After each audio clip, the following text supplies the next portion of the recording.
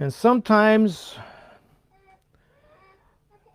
God has to take us into our own wilderness to get our attention, to get us on the right track, to teach us to follow Him and to trust Him, right?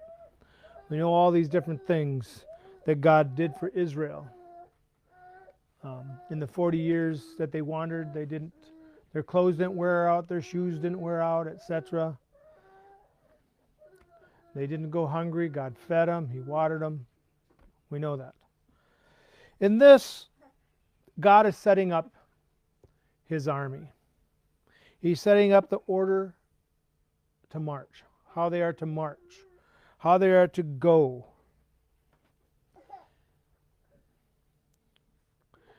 And where we go from Exodus, where Israel is God's bride at Mount Sinai, of giving the Torah and stuff, where Israel is presented to God by Moses as his bride, and they say to God, uh, "What we have heard, we will, or what we have heard, we will do. Um, we will do, and we will hear." That's how it actually is. And so we see in the book of Bamidbar, now they are called His army. Now we do know too that when Israel left Egypt, God called him His army as well. But at Mount Sinai, they were the bride. And we've got coming up with us on Tuesday night, the 11th, starts Shavuot, or Pentecost, as we've come to know it also in the Greek. Um, and so we'll be having a service Wednesday morning at 10 a.m. for Shavuot. We'll be baking extra challah, as that's what we're supposed to bring and rejoice with. The only time that God calls for leavened bread to be offered at a festival. And really, it represents us who are leavened. Leaven represents sin, and the bread represents us with sin. And now at Shavuot, we're in essence offered to God in that way. But we also look at it as that God gave us the Torah. He gave us the 10 utterances, the 613 commands that Moshe wrote down in the 5 books. How to walk, how to live, how to dress, how to eat as His holy people or set apart people, different from the other nations. A calling, not that makes Israel greater than any other nation. They're no different than any other nation because they're human beings.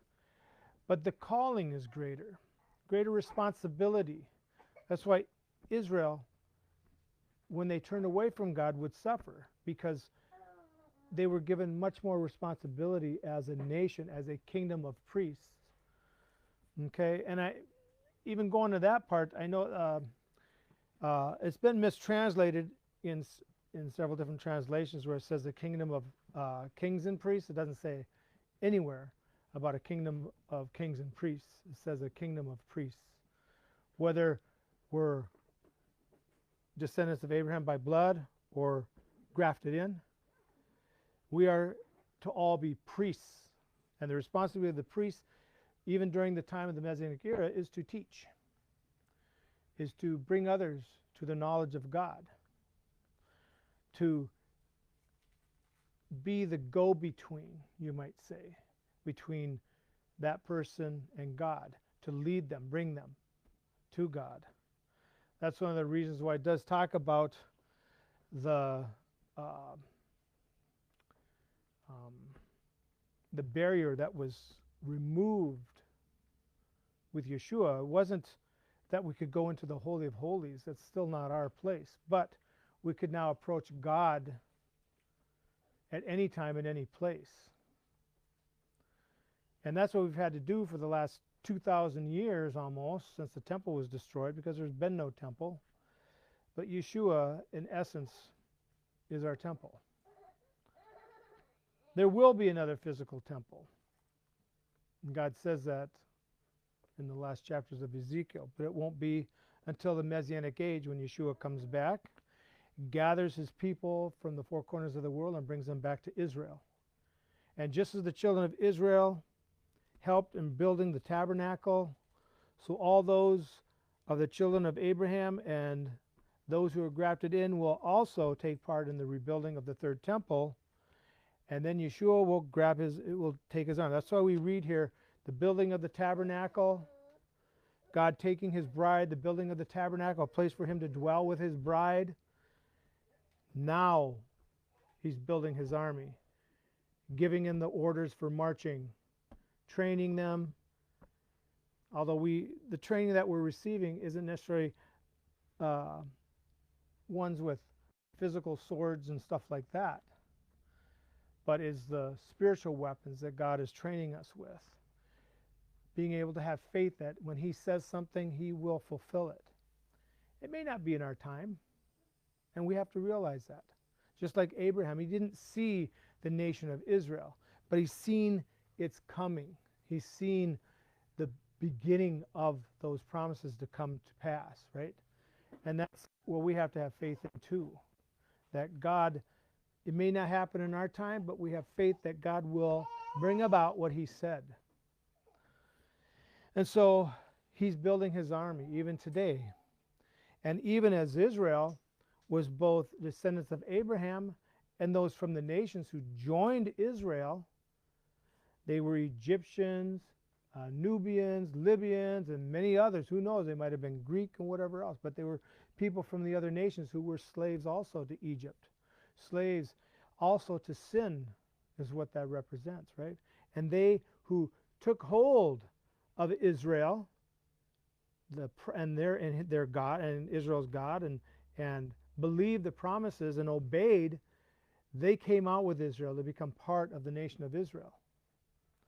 And that's what we all get to do, whether we're descendant of Abraham or not, as long as we take hold of Yeshua, who is ultimately the ultimate Jew, and his Torah, his tzitzit, right, the corner of his garment, and we believe the promises that God has made, then we too are part of the nation of Israel. And just as we see in here that God sets not borders, but separations between the priests, between the whole the tabernacle, the priests and the Levites, and Israel. So God also sets boundaries for the Gentiles too. But they are part of Israel. They join in the tribes of Israel. Just as the mixed company joined Israel and became part of the tribes in which they dwell. So it says in Ezekiel 2 that they will no longer be called foreigners, but be called homeborn is what the word means. Born in the land, members of the land, and to be given an inheritance in which tribe they live in, to be part of that tribe. Still Gentiles, but still Israel. No different. That's what even Yeshua said, what Paul even talks about. There's no Jew and there's no Greek in the kingdom of Messiah. We're all Israel at that point. Okay? In this world, we still have those differences in this world right now. And we will see some of that even in the Messianic age. But at the end of the Messianic age, for the world to come, when the new heavens and the new earth comes and the new covenant that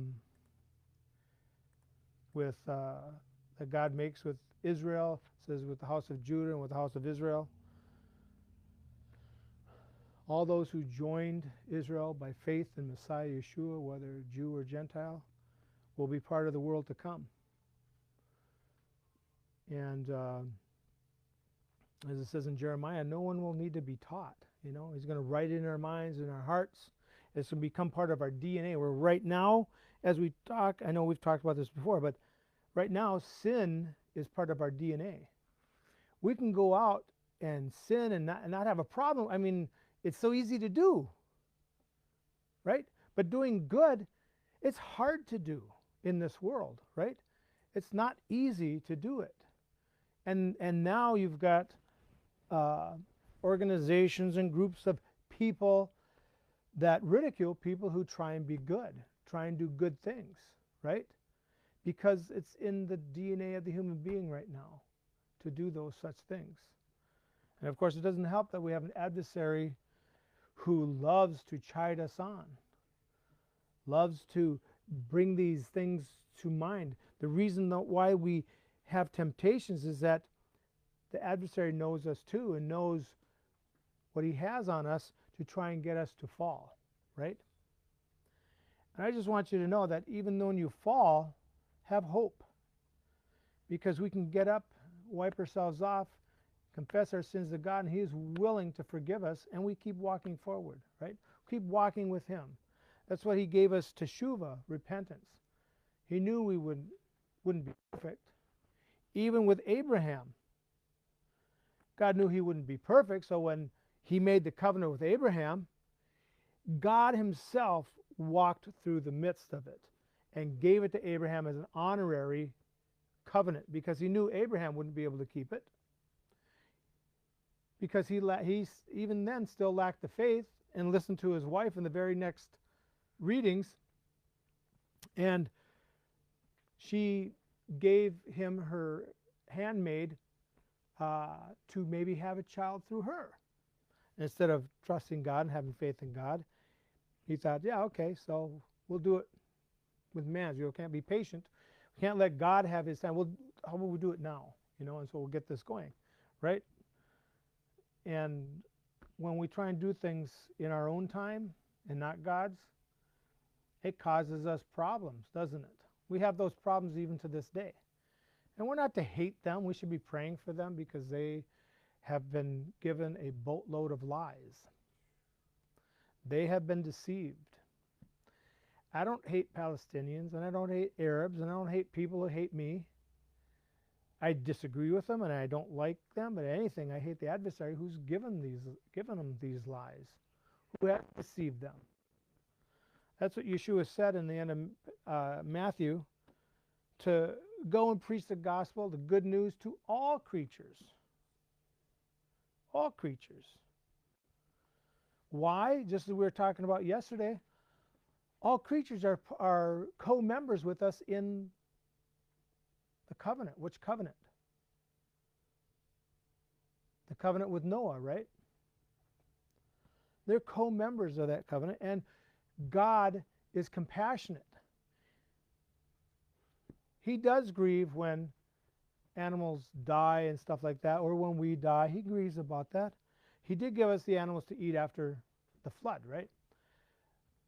But it doesn't mean we torture them. When we read about these different things that God gives us, he is not about torture, whether it's human beings or animals, stealing animals or stealing human beings, selling animals that you've stolen, or humans that you've stolen, right? That does not make God happy. And justice will come. It may not be the justice that maybe we would like to see, but remember, our hearts tend to be evil. Remember, God says, revenge is mine. Right? Revenge is mine, not ours, because God is the true judge, just as we've talked about. God is the true judge. He knows better. He sees the big picture. We only see a small portion because our lives are finite. They're short compared to what God sees and God knows, right?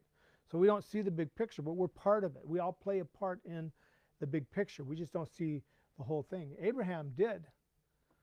Abraham searched for a city built without hands. In the world to come, that city is the New Jerusalem coming down. The city built without hands, with the human hands. It's built by God, not us. So in this numbering and stuff, God is, and the only time when God says to take a census, then we do that. But we know what happens when David took a census, right? God didn't order a census, but he took one. Why? Because his faith wasn't completely there, and he wanted to know what his army would be. He wanted to know if he would be able to, his armies would be able to stand, if there would be enough of them, right? Instead of trusting God, and God brought on him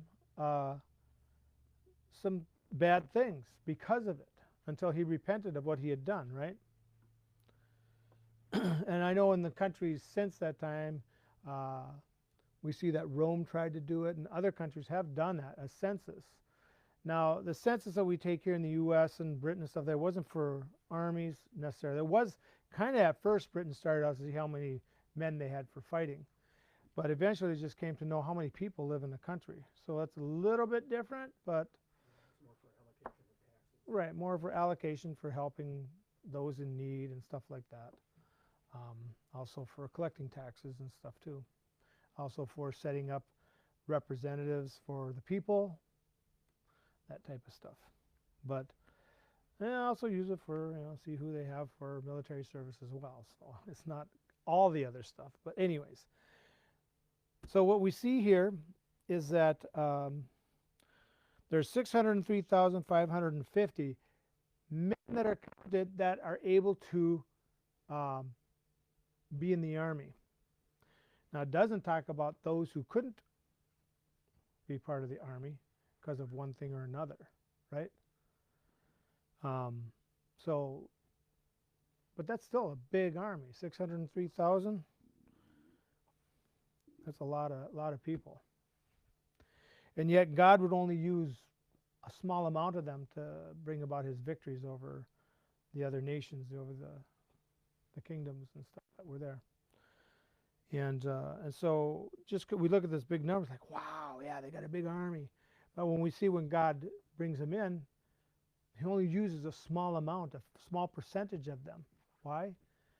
Because God has said he will go and fight for us. They're there just to occupy, basically. I mean, they do fight, but they're there to occupy. Once it's taken, they occupy. That's no different than the armies used to be, to occupy.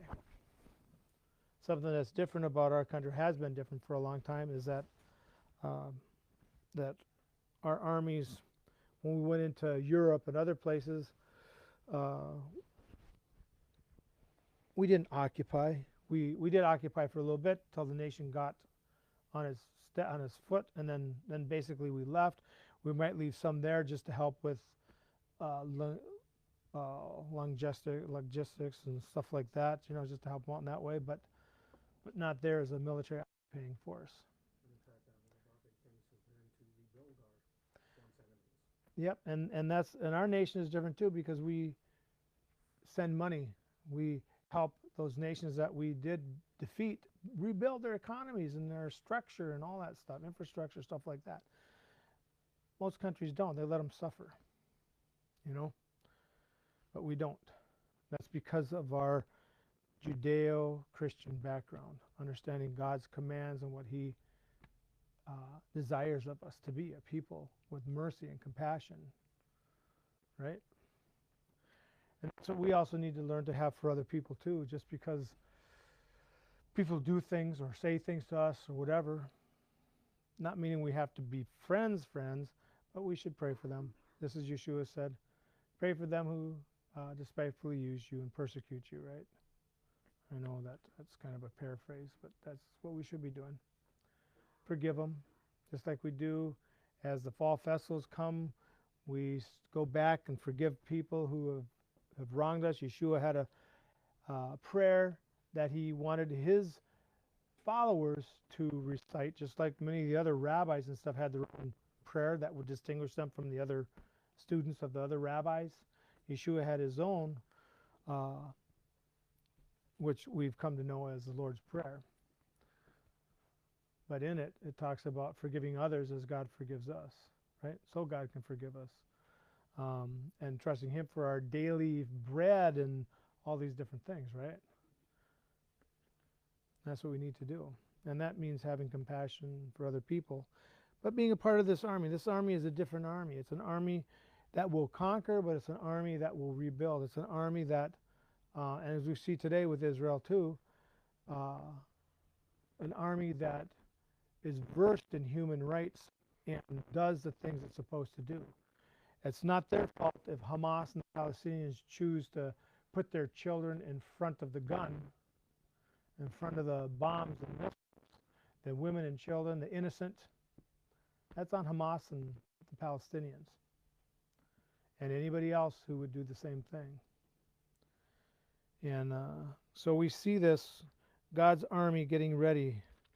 Well, we're getting ready. When Yeshua comes, he's gathering his bride, right?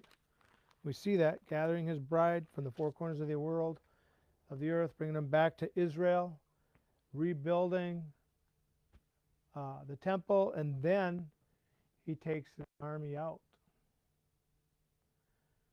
to conquer the rest of the world, the world's nations. And it says also there that at that time, the nations that survive will go up year after year to the festival of Sukkot. Interesting, because that is the festival of the nations. So that's why it says that. So it's talking about that. They will go up year to year to the festival of Sukkot to celebrate and worship God. Those are the nations that survive, and thank him for their survival. Thank God for his blessings, giving them the things that they need to survive, food and water, and keeping away pestilence and all that stuff there. And during the reign of the Messiah, it will be peaceful. There will be, after the initial conquering, there will be no more wars at that time, not till the end of the 1,000 year. Everybody will live in peace. The earth is going to prosper. Nobody's going to starve. It's going to be a lot like what we're here. We're probably going to be going to work, but it's going to be peaceful. There's going to be no stress. I don't know how many bills we're going to have, if we're going to have bills at all. I mean, it's going to be a time of worshiping God and teaching others, bringing the nation. That's what I think too. Being priests, probably be going to other nations to help them in their walk, understand the Torah, God's word. Right? That's what it's going to be. That's what basically we're going to do. And then at the end of the 1,000 years, it says that God releases the adversary to go and tempt the nations again. That's when the armies are the adversary raises up his armies. And we can see that happening because of what happened with Israel. They ended up wandering the desert for 40 years. They had the opportunity for the kingdom of God to come the first time when they sent the 12 spies. But remember, the 12 spies caused them to cause the people to not trust in God's promises and stuff, and to whine and even try to kill Joshua and Caleb, who were trying to give the good report, trying to help them not look at that stuff, but trust God, right? And yet there's going to be those type of people at the end of the 1,000 years who've gone through this time of peace and plenty and no war, and yet they're going to choose the adversary over God. And so that's what we need to know. Army, and we believe and trust him and all that he has for us, his promises that he has for us in the future? Or are we going to be like some of them and believe for an instant? It's like Yeshua talked about in his parable of the seeds. Some fell on good ground, some fell into thorns, some fell on dry ground, right? So which are we? We're all on good ground right now, but it's up to us to make that choice. Are we going to study and learn and walk it, or are we going to complain with the things of the world get to us? Are we going to complain and lose sight like Peter did when he asked to walk on the water? And he did. He had faith at first, and then the things of the world got to him, and he took his eyes off of Yeshua, off the goal, and he began to sink. But he called out, right, and he was saved, right? So even though we sink, we still have hope. We can still call out and be saved. It reminds me of that scene in the Fellowship of the Ring where Sam is trying to swim out to the boat, Mm-hmm. and he can't swim, so Yes, yes, that was a good scene there. But just think about it as we go. Where are we? What are our desires? You know, here's a big thing too is that you can't scare people into the kingdom. You have to be able to make a legitimate choice. Yes, we know that's out there. And I don't want to go through that bad stuff either. But what is the reason that I want to be saved? Is it so I don't have to go through that stuff? At first, you know, kind of it is, right? At first we think about it, we don't want to go through that stuff. But if we develop our relationship with God, we realize that's selfish. And so that changes in us, right? Now we want to please God. But there are people out there that don't. They continue to ride on this thing about, I don't want to go to hell, I don't want to go to there, right? Those are people that we need to be a witness for as well. Because that they were scared into accepting these things, but they really don't. It's in the back of their mind, you know, that this isn't fair. Why should I have to do all this stuff? We see people who claim to be walking the way they're supposed to be, but we can see that they're not. And of course, we're not to judge them, but use them as examples. Where am I? How do I look? Am I glorifying God? Am I living out what God has for me, or am I just saying the words and doing the deeds, but not without faith? You know. So the children of Israel had to have faith, and not only that, but God chose out from among them with His army, chose out those that were going to work in the tabernacle, how they were going to set, and that they were chosen not from 20 years old and on, but from a month old, 30 days and on, because they have the potential to serve. We all have the potential to serve God. But it really starts out that we have to listen. We have to study. We have to build a relationship with God, and part of that, probably the most important part, is praying to God and asking Him for His wisdom and studying. And once we've studied, to walk it out. Just like Yaakov, James, Yeshua's brother, said, faith without works is dead. Right? You have to walk it out. You have to, or don't be hearers of the word, but doers. We have to be doers, right? Faith is not just a word. I mean, in the English, it's just a word, not really in that sense. But in Hebrew, it's an action word. It's something that has to come with action. It's not just something we say, it's something we do, right? And that's a very important thing to understand, that when we have faith in God, it's not that I believe in God. Even Yeshua said, even the demons believe in God, right? But what are you going to do about it? What has God called you to do? He's called everybody who believes to be a witness for Him to others, to walk in His ways the best we can, get to know Him. Just like the apostles wrote together that book called the Didache for the Gentile believers of the Gentiles who are coming into faith, and had to do with Acts 15, the 4 things that Yaakov, Yeshua's brother, said to start the Gentiles out on. Right? No blood, no meat sacrificed to idols, nothing strangled, and keep from fornication. Now, a lot of people are given the wrong idea what fornication is. It's not sex before marriage. Sorry to tell you, you shouldn't do that still. It's not right. But fornication is what the temple prostitutes did, whether male or female. It was sexual relations with them in worship of pagan gods. That's what fornication is. Or even paying for it. Some people just pay for others to do that, have that, whatever. They may not partake in it, but they paid for it. And we're not to do that. And fornication, you can just basically say, is idolatry or adultery. It's one and the same. It's against God. It's against the spouse that God has given us, right? So as we go this week, as we get ready to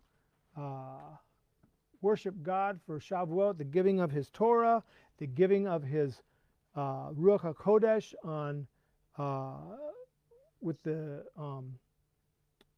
disciples in Acts chapter 2, where they're no longer in the upper room, they're at the temple celebrating Shavuot, and God sends a sign again of the same thing that happened at the original Sinai.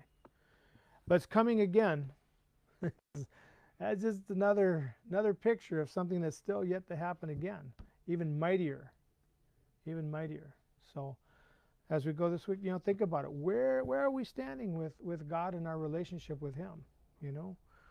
Do we pray every day? Do we think about Him when we're out with other people and stuff? Those type of things, we really need to think about that. And I know none of us are perfect. I'm not perfect either. But God is faithful and just. And that's what we need to trust is Him and do the best we can. So, all right, let's bow our heads for the priestly blessing.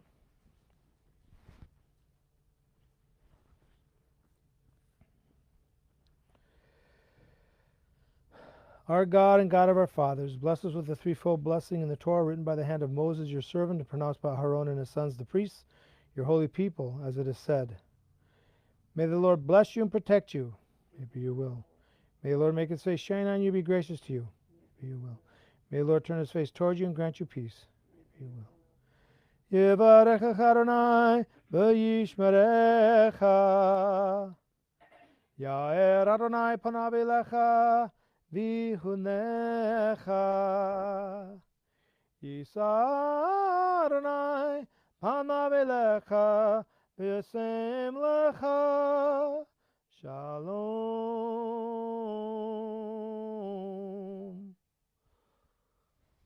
May you all have a good rest of Shabbat, a good week coming up. Remember, we have our Torah Club on Tuesday nights at 7. We won't have our Wednesday studies now until fall. But I've got several good books that I think I've got to make a choice between, so I'm going through them for our next study in the fall.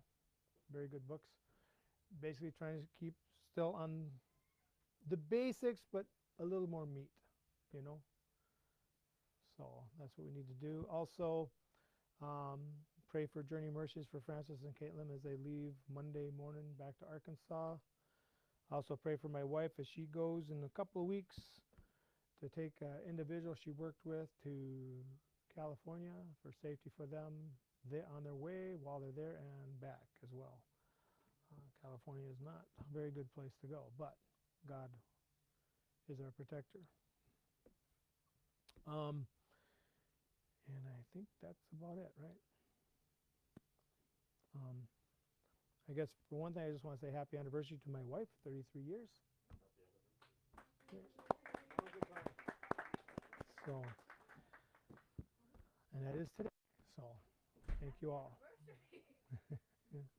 So anyway, so let's Shabbat Shalom, Shabbat Shalom, Shabbat Shabbat Shabbat Shabbat Shalom, Shabbat Shalom, Shabbat Shalom, Shabbat Shabbat Shabbat Shabbat Shalom, Shabbat Shabbat Shabbat Shabbat Shalom, Shabbat Shabbat Shabbat Shabbat Shalom, Shabbat Shalom, Shabbat Shalom, Shabbat Shabbat Shabbat Shabbat Shalom. Good Shabbos. Have a good week. Shabbat Tov.